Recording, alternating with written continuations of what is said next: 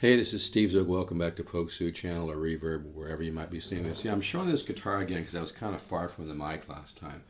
I don't think a lot of people realize how rare this Starfield 2846 made in Japan is in the 70s because I kind of call it a double lawsuit because it was a division of Ibanez. It was like a custom shop division, and they existed for a very small period of time.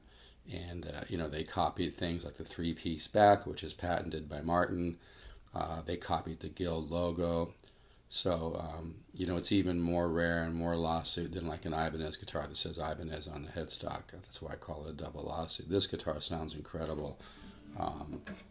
If anybody played this guitar, I think they'd really be blown away. It just has such a tremendous tone.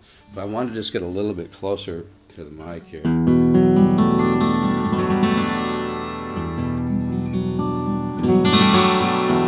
It's got that kind of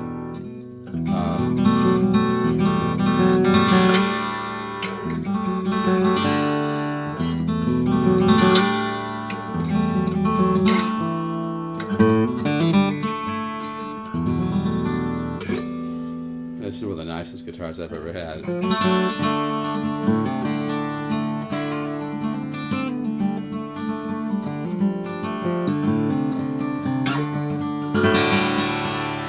Hear the way the sound just kind of jumps out. You can really hear it when you play back more by the bridge. It reminds me of some of the pre-war Martin guitars I've had.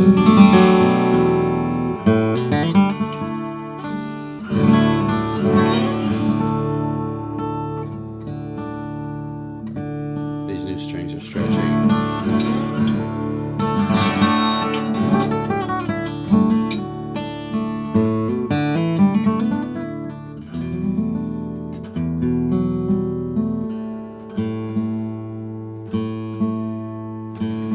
But yeah, this is a tremendous instrument. I mean, I have the only one in the world for sale right now. And what's cool too is there's lots of saddle left. So that means the neck hasn't shifted as much as a lot of older, made in Japan in the 70s guitars. And it's got the headstock with the Guild logo. That's why I call this a double lawsuit. I mean, it's got the three-piece back like a D35, which is a patented design. It's got a Guild logo, and this guitar reminds me of like a cross between a Martin D35 and a really good Yairi with some Guild in there. In fact, my wife was playing this guitar the other day, and I was just like going, "Whoa!" It just, sounds incredible.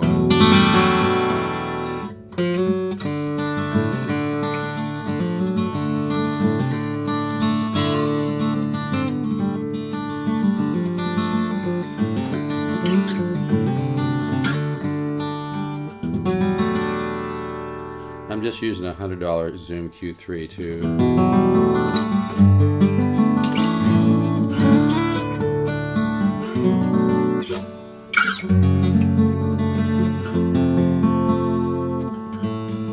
But like I said, these strings are stretching a little.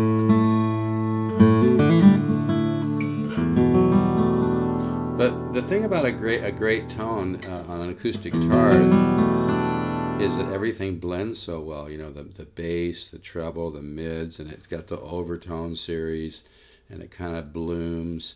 A lot of acoustic guitars, the bass just overshadows the rest of the tone. It doesn't have that orchestral balance, that kind of holographic bloom. With this, the bass is clear, the trebles are clear, the mids are clear, and it just has that kind of...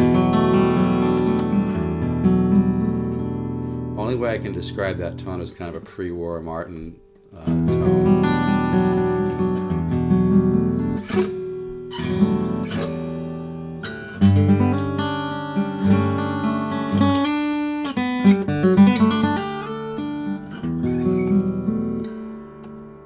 Because I'm fighting these strings, I just put them on recently.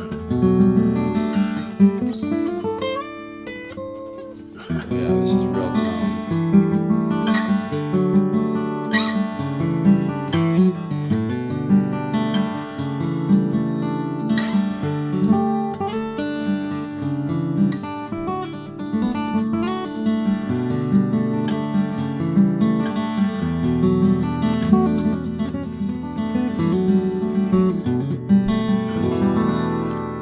tone is not just about volume. Okay, great. I mean, I went to Guitar Center the other day. I played guitars from $26.99 to over 5,000, and they all just sounded kind of compressed compared to this guitar. I mean, they didn't have that lively overtone series like this guitar has.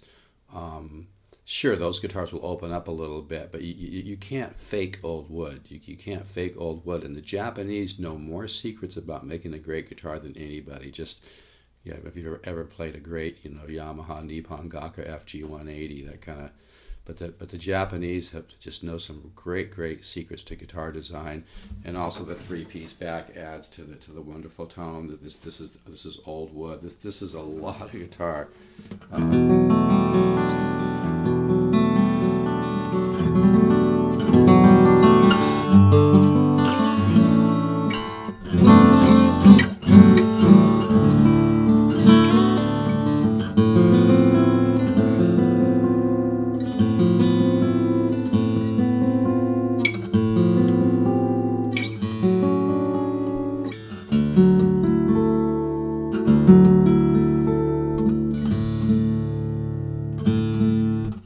This is the kind of guitar you play, you get goosebumps. You can't put it down.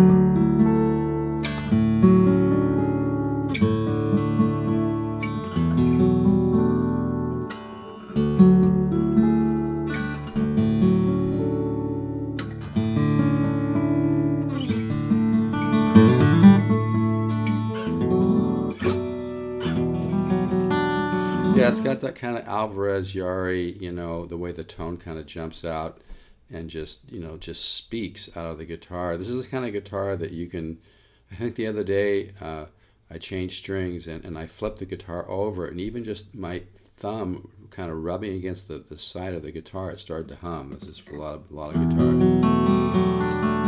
I'll give somebody a good deal on this too, but you got to understand this guitar is beyond rare. I think I have the only one in the world for sale, and they didn't make that many of these. I really believe they probably made less than 10 of these, because I think they started this Starfield, which is a custom shop division of Ibanez, just for a very short period of time, to have to put a brand name different than Ibanez on some of the guitars that would be considered lawsuit guitars.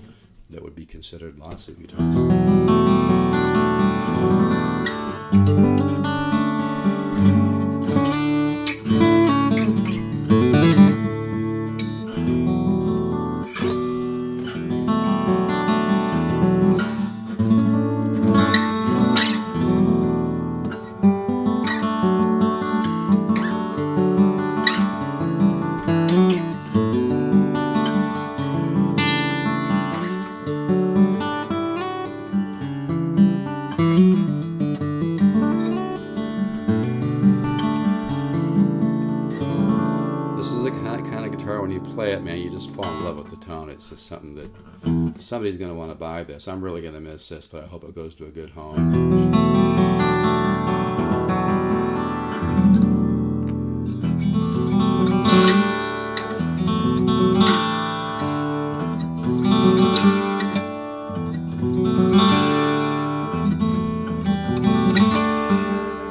It's hard for me to play this right now because I'm barely warmed up, but I just wanted to get a little closer to the mic than the last recording.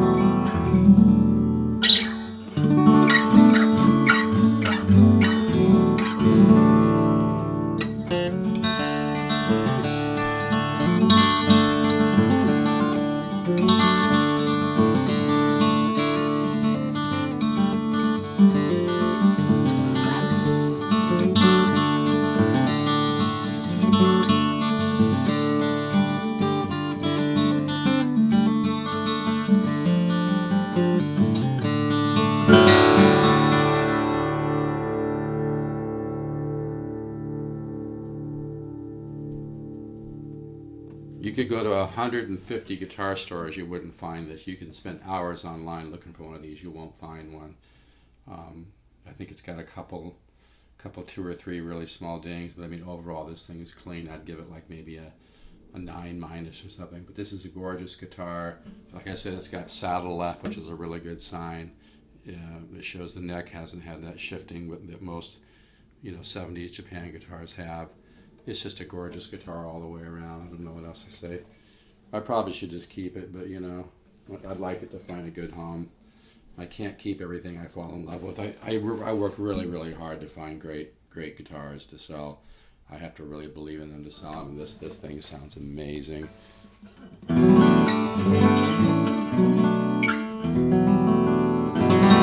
Now I've got 11s on this, but this would even be really cozy with 12s because the action's pretty low. And you know, you could put 12s on it, would sound even better.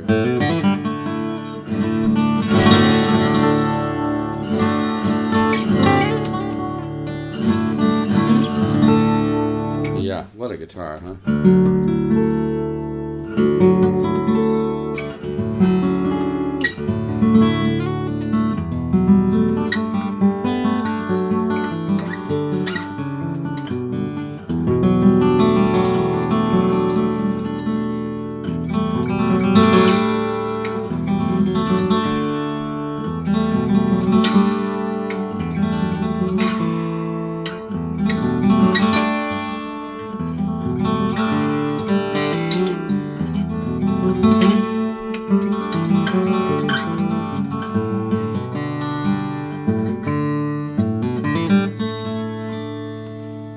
I just love the sound. It's really hard to put this guitar down.